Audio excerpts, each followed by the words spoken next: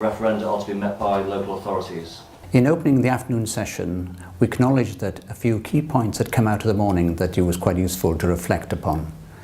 And I have them in front of me here. The first one was there's still quite a bit of scope for interpreting what this bill really means. It's early days at the moment. That the bill has quite high expectations for locality working. And lastly, just acknowledging that we're actually doing quite well already. There's quite a lot of good locality working. It's not starting from scratch, it's building on what we've got really. So we then continued into the afternoon, linking policy with what's happening in practice here in Cumbria, the link between localism and the big society. In Cumbria we have one of the 4 big society vanguard projects in the Eden Valley.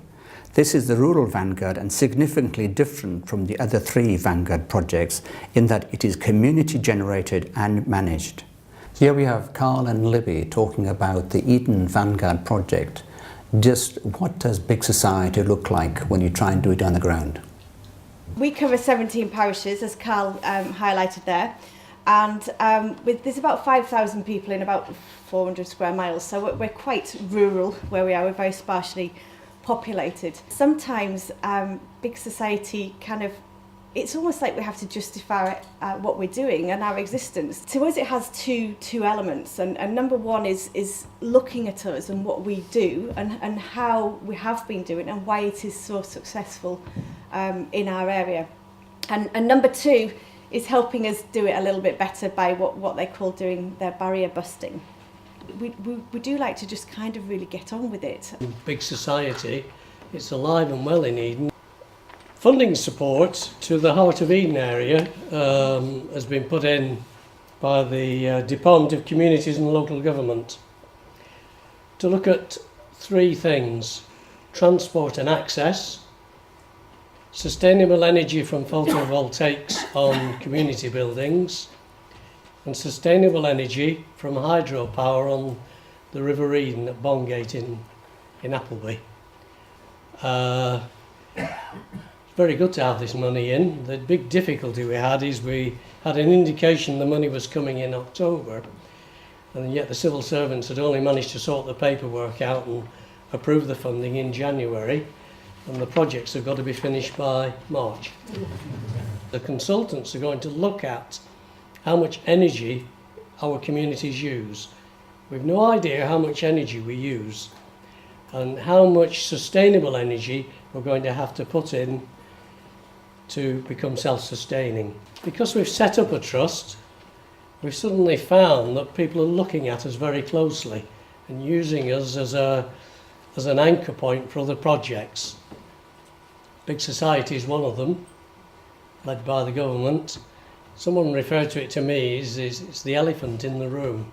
It's come and sat in our meeting room, takes up most of the space, and we're not quite sure what it's doing there.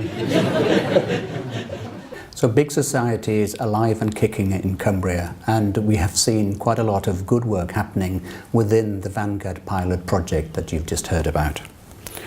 We are now moving on to Roger about how community planning and the methodology for doing that can help localism.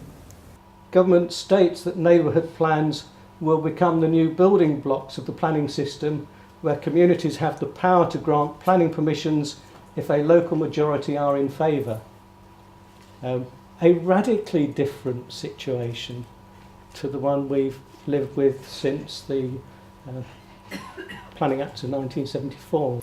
There's about 120 parishes in Cumbria already covered by adopted plans, and there's probably 50 or 60 more parishes involved. So we're moving up from over 50% towards 60-70% of parishes in Cumbria having some sort of locally developed statement of what local people wish to see, to the point that the localities where community-led planning has been taking place, and Upper Eden and Heart of Eden are 2 superb examples of this, the localities are defined by the communities, not defined by some higher authority. In both cases, the parishes came together and talked about who would and would not like to participate. And I think that's made the work that they have been doing far more robust than it would have been if an external authority had come along and tabled that proposition. And it's all about those community members being able to shape their environment how they would like it to be. In the Eden Valley, that work has been the foundation for the big society vanguard. Elsewhere, we've seen communities develop village design statements, and in several cases those have been adopted as supplementary planning guidance under the existing planning system. In the Lake District National Park, there's been a partnership with ACT and Cumbria Rural Housing Trust, a project called Investing in Communities, which I think is really germane to this discussion, because the declared intention from the National Park Authority's perspective was to give communities greater influence over their planning decisions, which is exactly where the localism bill seems to be moving. You introduce information and support around statutory planning and the type of issues that communities need to debate and then agree upon. You can evolve the community-led planning process so that it produces, if you like, a two-part neighbourhood plan, where the first part is what we currently think of as community-led plan, local actions, things local people want and need to do under their immediate control, but also a set of spatial proposals that would be perfectly capable of going through to form a draft neighbourhood development order, into the independent examination process, through referendum, and then into the local development framework. You're in the room at the moment who feel they are in control. I suspect in due course you may find that sliding away.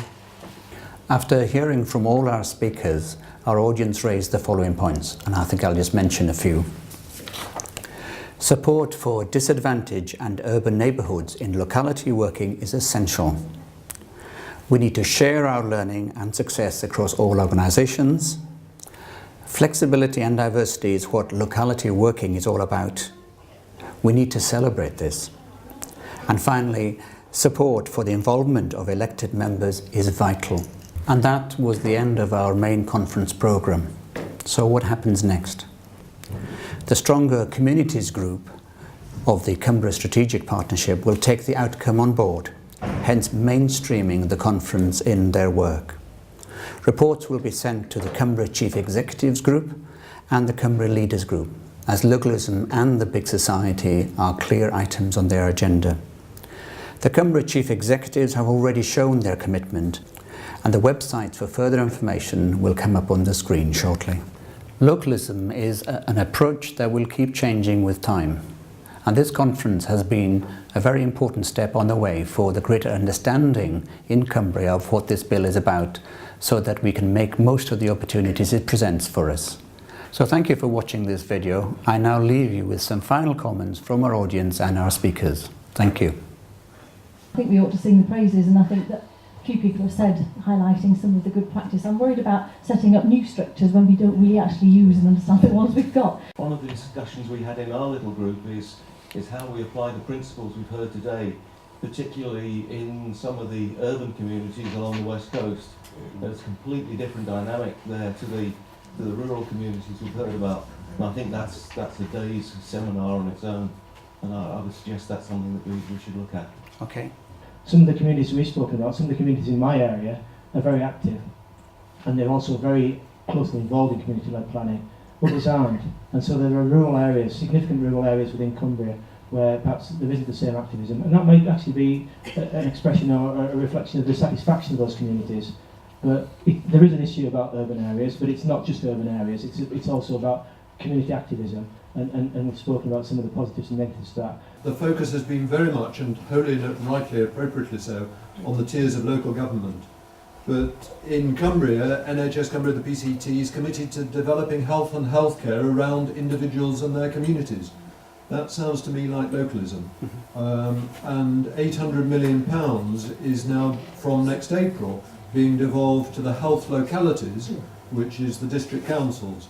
A real opportunity if local communities can be encouraged to take ownership of the health issues and make demands on that money. Because for so long the NHS has said that's not your business, it's our business.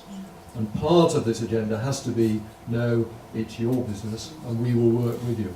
And we need to be able to respond to that demand through the planning process as part of localism. All of us who live in Cumbria want to be able to shape the services that we've got. And of course, everybody ought to be involved in how they shape that. Let's keep it simple. Let's do what we do well in Cumbria, which is support people who've got a good idea, get rid of the bureaucracy, and let's see how we can do it.